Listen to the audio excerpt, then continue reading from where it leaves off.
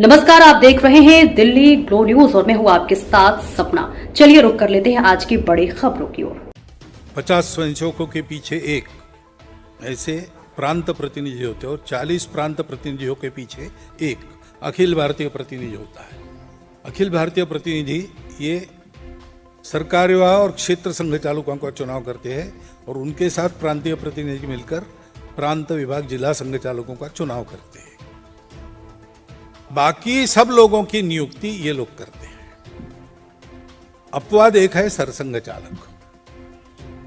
सरसंघ चालक जो है वो अगले की नियुक्ति करता है। उसमें निर्वाचन वो एक श्रद्धा का स्थान माना जाता है। वहाँ चुनाव वगैरह नहीं है। वहाँ जो होगा उसके प्रति अपनी श्रद्धा लोग रखते हैं। वो व्यक्ति का मान नहीं है, वो आसन का मान है। अब नियुक्ति ऐसे होती है, निवृत्ति कभी भी हो सकती है। कार्य से निवृत्ति जीवन भर नहीं होती। मरते दम तक कार्य करते रहते लोग ऐसे भी हैं। जब तक शरीर चलता है तब तक काम करते हैं। लेकिन किसी दायित्व पर रहना,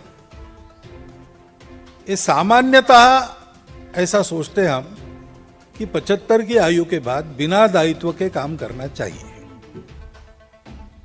इसको संघ की अनुमति मिलेगी तब होगा। जैसे मेरी बात है, मेरे 75 पूरे हो गए तो मैंने कार्यकर्ताओं को कहा कि हो गया भाई, अब तो आपको क्या हो गया है, घूम तो रहे आप, काम करो। और तो मैं रुक गया हूं। मैं यहां रहूं ये मेरी इच्छा नहीं है, कार्यकर्ता की रहती नहीं है। मैं यहां न रहूं ये भी मेरा ऑप्शन नहीं है, संघ का ऑप्शन। तो संघ जब कहेगा तब दायित्व से निवृत्ति, कार्य से निवृत्ति नहीं। दायित्व से निवृत्त होने के बाद भी संघ का काम तो मित्रता जोड़ना, अपने उदाहरण से सिखाना होने के कारण जीवन भर काम चलते रहता है। सक्रियता भी, शरीर की सक्रियता तब तक बनी रहती है। और निवृत्ति की कोई निश्चित पद्धति नहीं है। निवृत्तम में जब कोई व्यक्ति कहता है कि मुझे होना है तो क्या कारण है वगैरह देखकर जितना हो सकता है आखिरी बूंद चूस लेने तक उसको हम निवृत्त नहीं होने देते, ऐसा है। और निवृत्त करना पड़े किसी को ऐसा समय अभी तक आया नहीं। हो न आए ऐसी इच्छा है। बाकी संघ का सरसंघ चालक कौन बने, तो कोई ब्राह्मण संघ का सरसंघ चालक नहीं बन सकता, कोई क्षत्रिय वैश्य शूद्र नहीं बन सकता। जो हिंदू है वही बनेगा।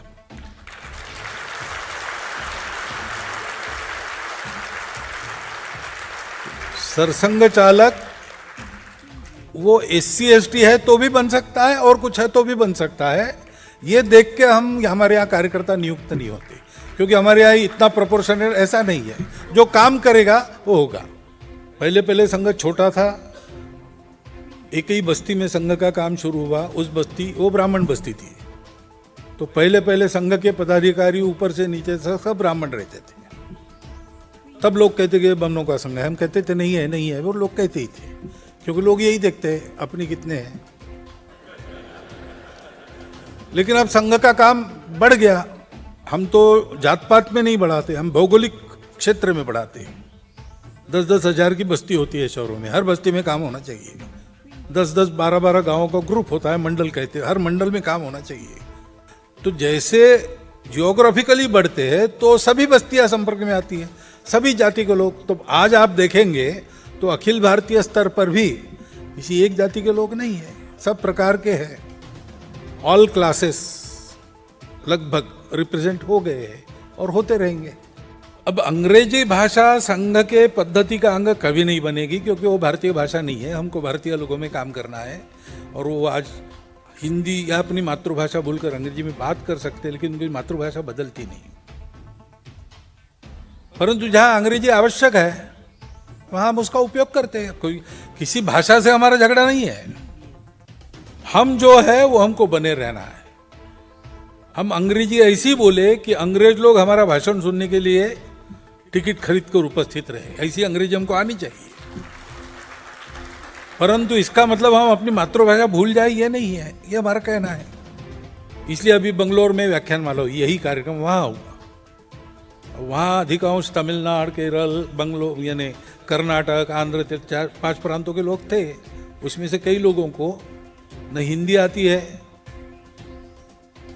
तो अंग्रेजी में बोलना पड़ा। तो पूरे 2 भाषण मैंने अंग्रेजी में दिए, प्रश्नों के उत्तर अंग्रेजी में दिए। तो हम करते हैं। हिंदू स्वयंसेवक संघ है, तो हिंदू स्वयंसेवक संघ में यूके में और अमेरिका में अंग्रेजी में ही चलाना पड़ता है, परंतु फ्रांस में अंग्रेजी नहीं चलती, वहां हिंदी में ही करना पड़ता है। जर्मनी में अंग्रेजी नहीं चलती, वहां हिंदी में ही करना पड़ता है। बाहर जो हिंदू स्वयंसेवक संघ का काम विभिन्न देशों में चलता है, उसके लोग जब इकट्ठा आते हैं तब 2 ग्रुप हो जाते हैं, जिन देशों में अंग्रेजी चलती है और जिन देशों में अंग्रेजी नहीं चलती, वहां हिंदी ही चलती है। तो ये फैक्ट है कि हम कितना भी अंग्रेजी बोले कुछ करें, हमको अगर भारत से जुड़ाना है, भारतीय लोगों से संवाद करना है, तो या तो अपनी मातृभाषा या हिंदी, ये 2 ही ऑप्शन अभी है। थोड़ा थोड़ा संस्कृत, कोई विदेशी भाषा ये काम नहीं कर सकती। इसलिए अंग्रेजी से हमारा बैर नहीं है, और जहाँ बिना अंग्रेजी काम नहीं होता वहाँ हम अंग्रेजी का उपयोग करते हैं। लेकिन अब हम संघ में अंग्रेजी चलाएंगे ऐसा हम कभी करेंगे नहीं। संघ में भारतीय भाषाएं चलेंगी।